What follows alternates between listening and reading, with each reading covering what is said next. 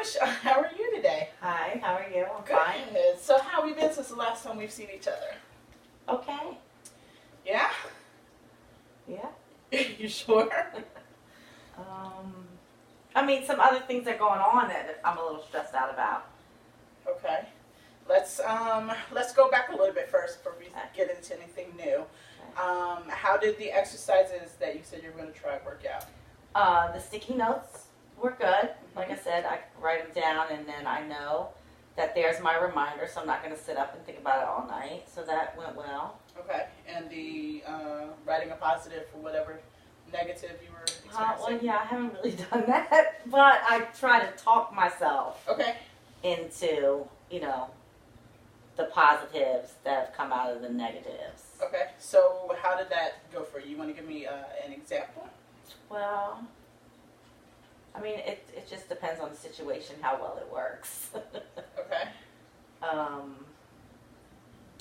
An example.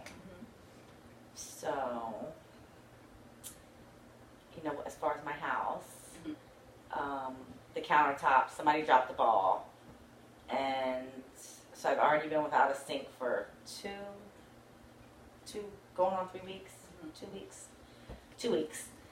And so I'm calling to get the countertops, and someone dropped the ball, and basically I just have to wait. So when I called them, they did the templates today, whatever, long story. And when I called the girl, she's like, "Oh, I'm going to let you know right now. They're because I said, well, how long is it once they measure?" She said, normally like 2 to 3 weeks, but I'm going to let you know right now that it's their peak time, and it's going to be longer than that. So then I'm already measured, I'm like, oh my God, I got to wash dishes in my tub for how many more weeks? Like, I can't do this. Like, I'm going to go crazy. So I don't know any positives that come out of it. Yes, I know that I have food to eat. Yes, I know I have dishes. Yes, I know. But when I'm over the tub and my back is hurting and I'm disgusted by washing dishes in my tub and I have to spray them down with bleach and then rinse that, yeah, it doesn't help right then at that moment.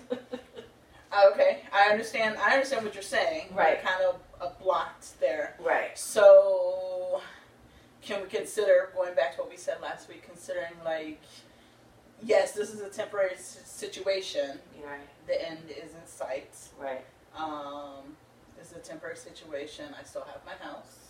Right. This is a temporary situation. I still have my family together. We're not in a hotel. Actually, a hotel right now wouldn't be a bad idea. It wouldn't be a bad thing right now. Okay. And then the negative side of a hotel, though, is the cost. Exactly. Yeah. So with every positive, there's a negative, and vice versa. Yeah. So, okay, we want you to keep working on trying to find the positive.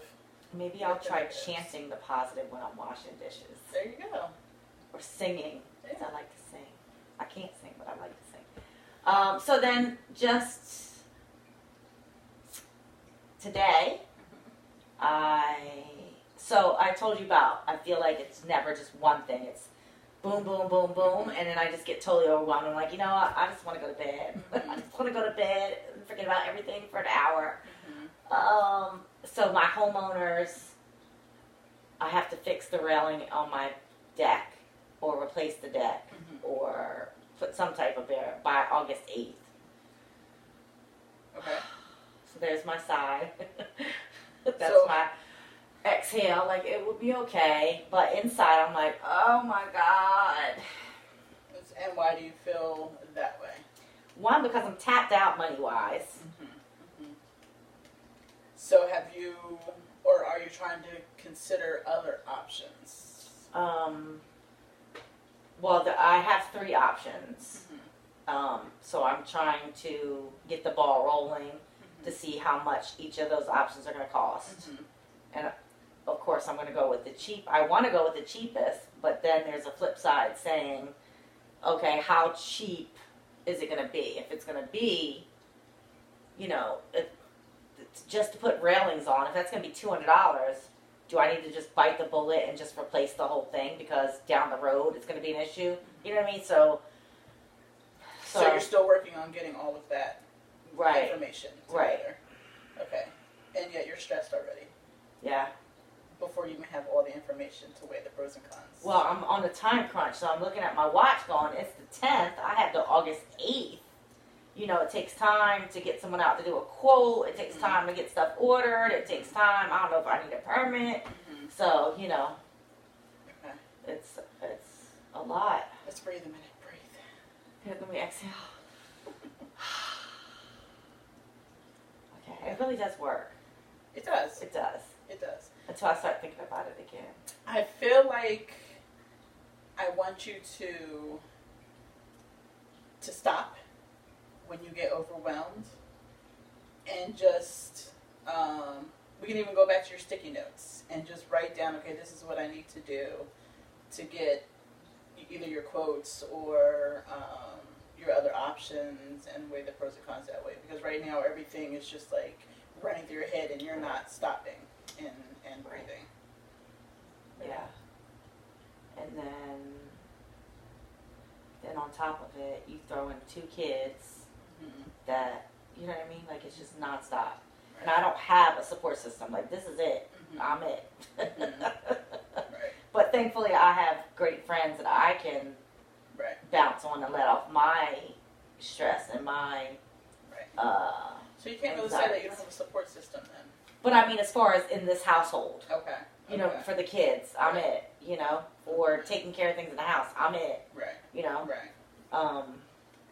So maybe that's why I get so stressed out. Maybe that's why, like when I do my like deep thinking, I don't really deep think, but when I think about, you know, maybe that's, sometimes I feel like it's all on me, and it's stressful to have that when, you know, I mean, I haven't had that for a long time, so it's kind of fairly new. Right. The house is new, so it's like a lot to take on, and then it's just been like one thing after another. So am I right in understanding that you, well, first off, just being the head of the household, so this is a new situation for you. New situation. And then having new all house. the responsibilities. Right. I rented before, so I could just make a phone call. Not that I don't appreciate my house. I love my house. You know, I knew that, you know, people say, oh, it's always something when you have a house. I didn't anticipate it would be so much in such little time. So it's a lot. You know, it's a lot. So I try to just keep thinking it'll all be over soon. It'll all be over soon. It'll all be over soon. It will. But it is a lot to take on. And then I get anxious because my funds are very low. Because of things in the house, you know. So.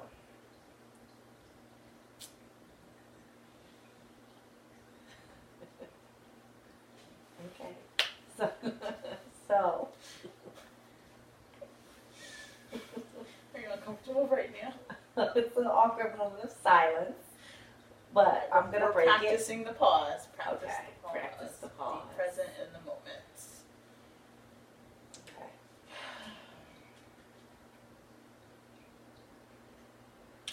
So other than your household, what else has been going on? Oh, let's see. Not much. I just got back from camping, which I had a ball. It's a lot involved though, packing and unpacking. Unpacking was worse than packing. Really? Yes. Okay. Stuff still in my shed needs to be cleaned and organized, but I'm like, yeah, it can wait. Okay. It can wait. Other than working, not much. I haven't been dating much, so not much. My kids, you know, my son's in and out. My daughter got a little friend. Okay, let's back up a little bit. You've said a lot. Well, yes, what's going on? So break down a little bit of everything. Let's go back to, so you went camping and you had fun with your family and whomever. Yes. Okay, so once you got home, you unloaded So why didn't you clean the items that you brought back? Well, when I got home, we were exhausted, so we unloaded, and I was like, first thing I'm going to do is shower and nap. Catch up on the however many hours of sleep I lost. And then Monday morning we were going to get up and do it, but it rained. So, I got to take the tents out, hose them down, fold them up. So it rained Monday morning, and I think I caught some type of bug. My stomach wasn't feeling right. I was achy. I did unpack the stuff inside the house. Like our clothes, the washcloths, towel. But the camping stuff that's actually going to stay in totes in the shed, I didn't, and the tents haven't been cleaned and folded and stuff. So do you have a plan to address that? No. I mean, the next free weekend when I feel like it. So do you think not addressing those items is going to add stress to your life? Not something like that, because that can be done whenever. Like, I'm not going camping anytime soon. You know what I mean? That can sit in there for 6 months and that won't bother me, because it's not something, I don't have a deadline on it. That's like leisure chores. Do you know what I mean when I say that? That's like leisure chores. Okay. So stuff like that won't stress me out. Do you think you have an issue dealing with avoidance? Yeah. Why do you think that is? I mean, it's worrisome. It's headaches. It's, you know what I mean? Stress. So just forget it. But I get done what I need to get done. But something like that is not gonna, like, I don't consider that an avoidance. I don't consider that a procrastinating, I just, like, that is not on a priority list to me. Okay. It's not a big deal if it stays in there for 3 months to me. Okay. I mean, eventually I know it needs to be done, but it's not, on the list. But avoiding, like, if I could just avoid a whole lot. Like, I just wish I could snap my fingers and some stuff would get done, because I don't want to deal with it. But I have no choice. Right. So I do. I just don't like it. Okay. So you mentioned that you are not dating, but your daughter is dating? My daughter is, she has a Or friend. a friend. Okay. So how do you feel about that? Well, your daughter having a friend, first off. Well, I have mixed emotions. In the past, my daughter has had friends. My daughter has been sexually active. My daughter has lied about things. I'm not making excuses, but I know what it's like to be a 15-year-old teenage girl, hormones raging and little boys and all that stuff. And, I try to teach her what I now know, or think I know as a grown woman, and they don't want to hear it. Right. I don't know anything, So I don't believe I'm the type of parent that's going to lock them up and throw away the key. Has she been on lockdown for some of the stuff she's done? Yes. And it has to be earned back. I try to instill in my kids the importance of trust and the importance of communication. Like, I try to tell them, like, you can tell me sorry a million times, but if you have to keep saying sorry a million times for the same thing over and over again, in my eyes, you're not sorry. Right. If I say sorry to you once, I get it, and I'm going to not do it again. Right. And I'm not saying people don't make mistakes and slip up, but if it's constant, you're not sorry. There was no lesson learned there. So, he seems, in the past, she has not dated decent boys. And when I say that, I don't know them. I don't want to prejudge. I can only judge by what I have seen. And just little things like no manners. You come in the house, they don't speak. feel like when you're around them, they just don't want you around, like just sneaky, you know. But I never wanted to assume because I didn't know them. But now knowing, you know, they just weren't good kids, and I told her I got a vibe about that, and of course, you know, I don't know anything, and it's that, and I try to be as real and honest, and sometimes probably too honest. Sometimes I'm probably too open with my kids. Their dad tells me I talk too much to them. I tell them too much. They don't need to know everything. I disagree. I feel like they do. I feel like it needs to come from me. It needs to come from mom, not someone on the street, not some little boy trying to get in your pants, not a friend. It needs to come from me. You know what I mean? I feel like there's no greater bond than a parent and a child, you know, and so, I mean, I'm trying, you know, he's a decent kid, but I let him know, like, I have my eye on you. You know, it was nice. We went camping, and I invited him and his friend, and it was nice seeing them just being kids, just being teenagers, you know. They were being teenagers in the water park. They were, you know, playing games. It wasn't like, oh, let's run off and go on a trail. Like, that's how I would see an ex-little friend that she had doing that. So, you know, in the past when everything happened, you know, I talked to him. I talked to her, and I talked to her, and I talked to her, and her dad's talked to her. And, you know, you think you're getting through to them, and then they screw up again. And then the cycle goes on, and you think you're getting through to them, and then it happens again, and then you question, like, are they, you know, getting any, like, I know I'm not the type of parent that says, oh, my kid would never do that, and my kid's perfect, my kid, I own, like, I'm the first one to be like, did you do that? So, I know kids are going to make mistakes, and I know they're going to mess up. I just don't want the same mistakes repeated. And I just want,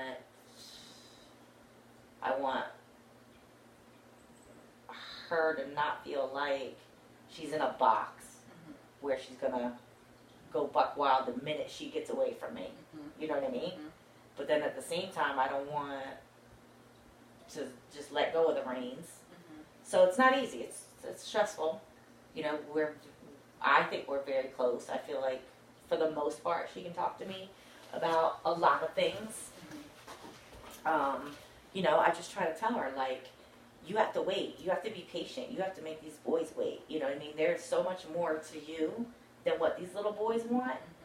You have to make them earn it. You know what I mean? And I'm not encouraging sex. I'm not discouraging it. I mean, she's got to make her own decisions. I can't stop that. But it's stressful. Right. As a parent, how do you feel about the decision for either of your kids to make that decision to be intimate with their partner? Like, are you against that? Do you support that? Like, do you teach them about healthy boundaries and relationships and respect?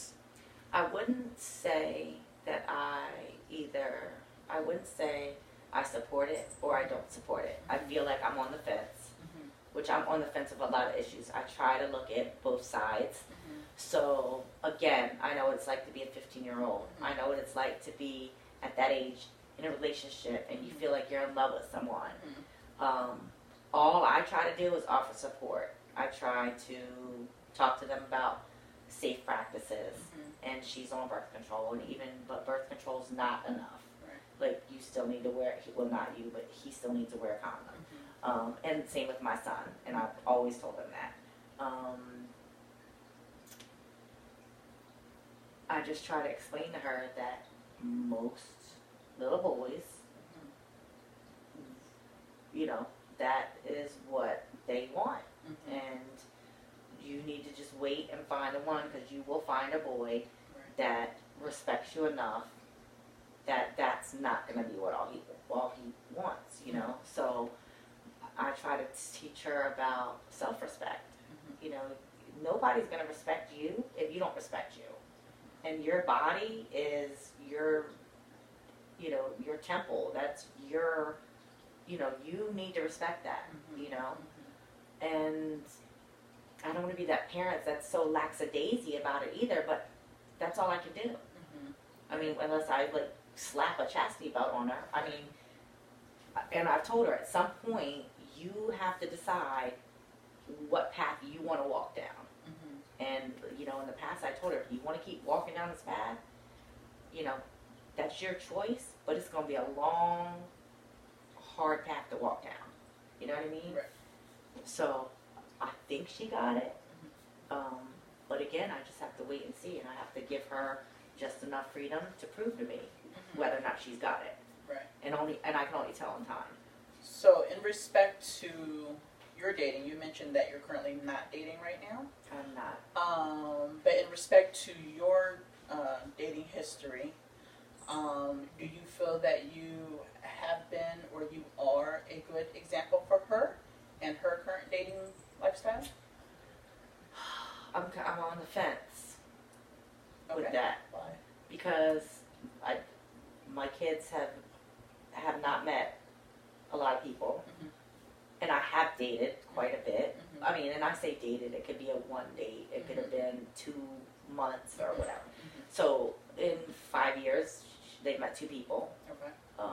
One of them she thought was just my friend, but she met him, and it wasn't until after, years after we stopped dating, or a year, that I said, no, we used to date. She didn't even know.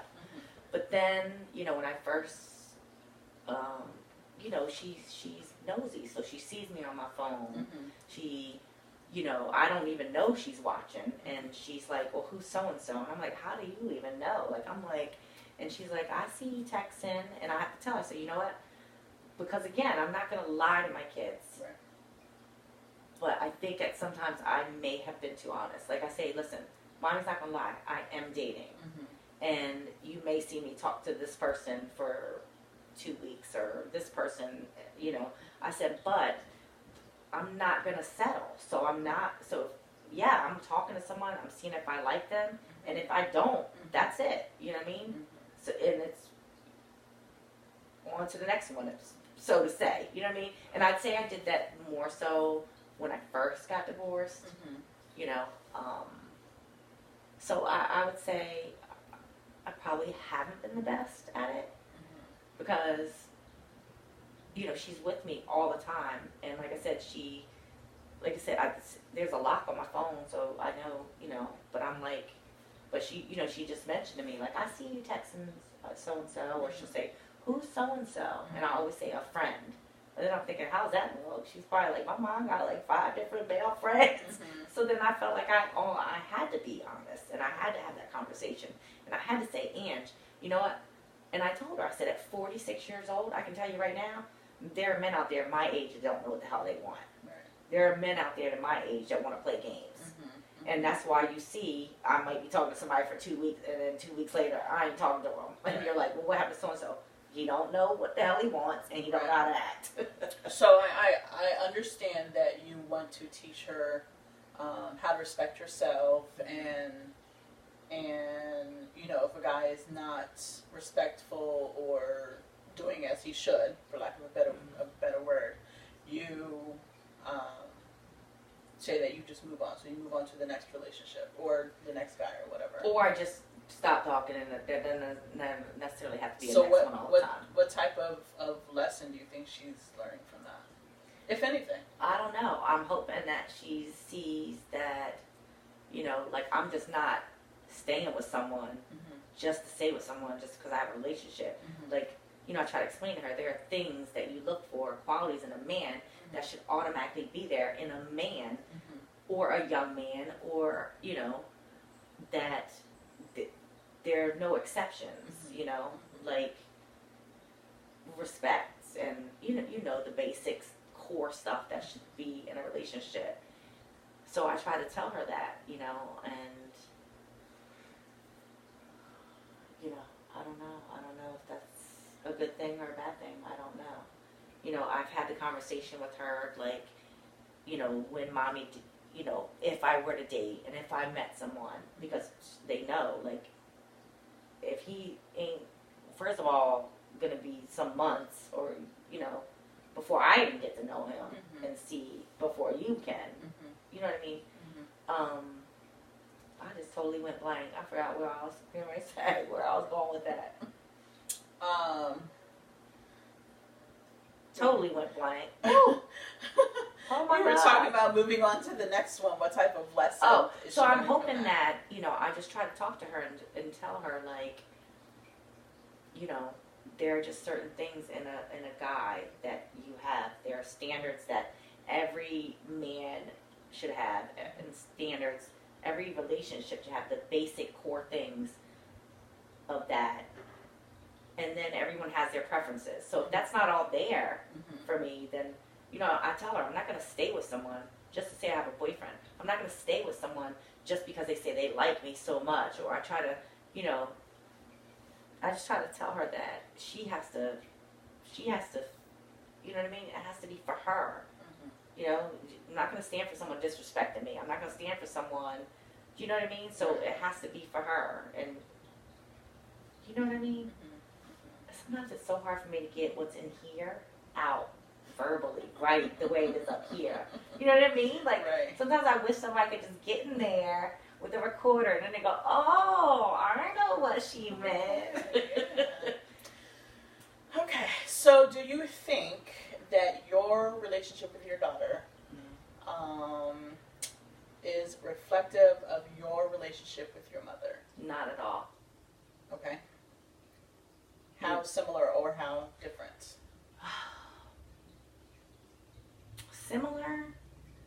I do feel like we can talk to each other about almost anything. You and your mother, you mean? No. So, me and my mother, we could talk about a lot of things. Could never talk about dating or anything like that with my mom. She was dead set, like no boyfriend or no, So would you say she was kind of old school in that thinking, or she just did not want to talk about it? Like, did she acknowledge that you dated? Did she allow you to date? That's what I mean. She didn't really allow me to date. Okay. So I snuck behind her back. Okay. How did that work for you? I usually got busted, That's why I don't lie now, because I always get busted. So yeah, like if I did have a boyfriend or friends over, it was like I couldn't even go in my room with the door open. There wasn't like my kids, they have this little hangout spot. I have my little hangout spot. Like I didn't have that. My mom was just even like, hey, we're gonna go skating. Maria's mom's gonna drop us off. Can you pick us up? It was like, Jesus Christ, what am I, a neighborhood taxi? So I think that's where I differ. My mom was a great mom. She did the best she knew. She was a single mom. We gave her hell. So I'm never gonna be that mom. I'm never gonna say, no, I can't take you skating. You know what I mean? I'm gonna find a way. I must not make plans to do it. So that we're different in that way. I'd say, we're similar now that I'm older. My mom and I, we talk about a lot. There are some things that I don't talk to her about. And it's just, if I'm already stressed about something, I'm not going to call her and talk to her about it. Okay.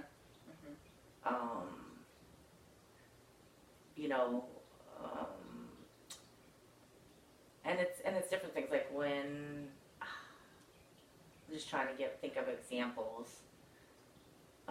So it's different in that, and our relationship is different now that I'm older. Similarities. We just enjoy being around each other. I think me and my daughter, for the most part, enjoy each other's companies. We get on each other's nerves. We acknowledge it, and then we move on.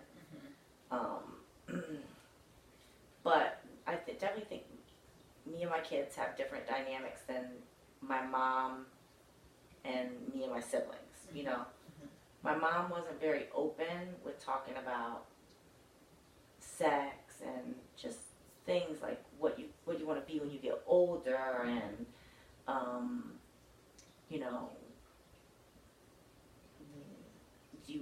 just a future, where I have always been open with my kids from the first time my son came home and told me that some boy on the bus said the Barbie had a penis. I was like, sit down. He was like 8. We're going to talk. Barbies don't have penises. Kens have penises. So, I've always been open. My mom was devastated that I told my son he had a penis.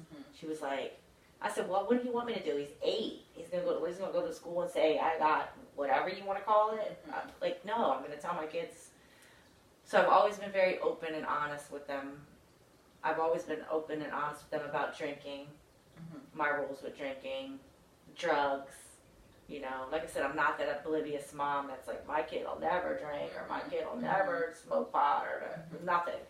So, I've always talked to them about it, and I've always laid down my ground rules with it. And I feel like as long as I talk to them over the years, I just feel like if they get 50% of what I tell them, and that goes for anything as far as relationships and doing things around the house and responsibilities and chores and just life experiences. I just wish that when they're old enough, I'm going to get choked up now because I think about this, but when they're grown and they're on their own, if they have 50% of that, I feel like, and they're good, they're good people in the community and to other people. I feel like I did my job as a mom. That's my job, is to make sure when they walk out my door that they are decent human beings that are responsible for what they do. And that's my job. And I try to do that the best I can. I've always told my kids, we're going to butt heads. You didn't come with a rule book. There's no parenting handbook. So we just work together and do the best we can to get through this thing, And we've had some ups and downs, but for the most part, I have pretty good kids, so sometimes they don't get it, and I tell them, you will, and I know they will. Right. I know in my heart 100% that they will get it. And when they have kids that are their age, they're going to look back and they're going to say, I'm going to get that call and say, Mom, I know exactly what you meant. You know what I mean? Yeah. So.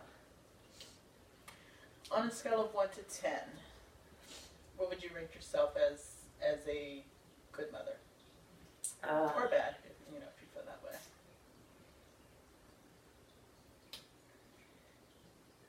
I think we're so critical of ourselves. I think like I am my worst critic, for sure, 100%. Everyone says, oh, you're such a good mom, and you're such a good mom, and, sometimes you struggle with it, when, I was going through that with my daughter, I questioned every and anything that I've done. Did that have an influence? Did that have influence? So there are times when, you just feel horrible. It could be something as simple as, grounding them. I don't want to ground my kids, but it gets to a point where I tell them, like, I didn't make this choice. You made it, And I stick to my guns because I don't want them to think they can walk all over me, for one. They need to be taught a lesson. They need to be taught that every bad choice you make has consequences. Right. Any choice you make has consequences, whether the consequences are good or bad, are up to the choice you make. But as a whole, I think I'm a pretty damn good mom. Yeah. I do. But there's always room for improvement. I will. My kids tell me I'm bipolar all the time because I scream at them, say what I gotta say, and then they say 10 minutes later you're fine. I think that's a good thing because I could spew about it all night long, but I don't want to. I don't want to be angry at them. I don't want them to be angry at me. And there are times when there is some tension in the house for a while, and then finally I just say, we're gonna sit down, let's talk about it. That's one thing I didn't have with my mom. So I feel like that is what I learned from my mom, that I didn't want to be like that. And I don't fault her or blame her or anything. Like, that's how her mom was. So, you know, it just, she did the best she knew from what. So I want my kids, when they have their kids, to be able to do the same thing I do, is to talk to them, communicate. You know, it's not always going to be peaches and cream. You know what I mean? There's going to be ugly times, but we're always going to get through it, and we're always going to be there for each other. So yeah, I think I'd say I'm about a good 7.5, 8. Okay. I think I'm a pretty damn good mom. Okay. You said earlier I'm a pretty good damn mom, but there's room for improvement. So why did you throw that in there? Why can't you just validate yourself and leave off the negative? Because I'm not perfect.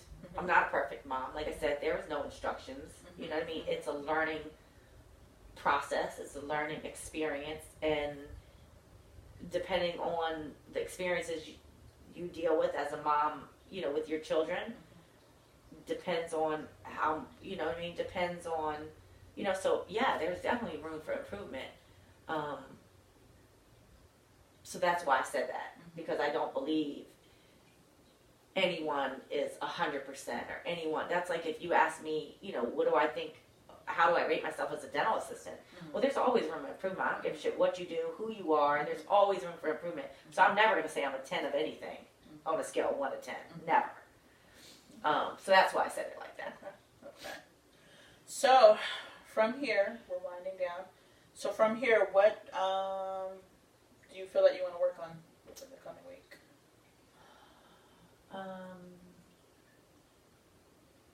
Definitely just take a notch down with I just think once I get through this rough patch with the house, you know, and then I can just take a notch down, and then it'll be easy living from there once this house thing gets done. Because, I mean, I try not to let a lot of stuff stress me out. But when it's major, and then it's just one thing after another, it has taken a toll on me the last couple months. So after your camping trip that you just took, do you feel you were a little more relaxed or in a better headspace? Can I tell you, the camping trip was so great to just be someplace with family and friends and partying and watching the kids have a good time and not think about the house one time, to not think about, you know, anything that has to do with any type of responsibility as a, you know, a single parent, an adult that pays bills and has kids on.